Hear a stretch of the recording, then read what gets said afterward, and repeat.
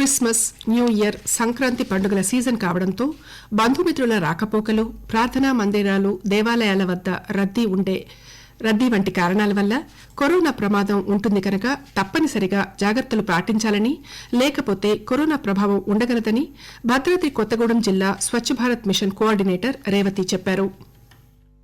చలికాలం కాబట్టి వైరస్ ఎక్కువగా వ్యాప్తి చెందే అవకాశం ఉంటది. సో వైరస్ వ్యాప్తి చెందకుండా ఉండాలి అంటే ముఖ్యంగా మనం అందరం కూడా ఫేస్ మాస్కులు అనేది వాడుతూ ఉండాలి. డిస్టెన్స్ అనేది మెయింటైన్ చేయాలి. చేతులను సబ్బుతో కడుక్కోవాలి. ఇలా చేయడం వల్ల వైరస్ అనేది అరికట్టవచ్చు.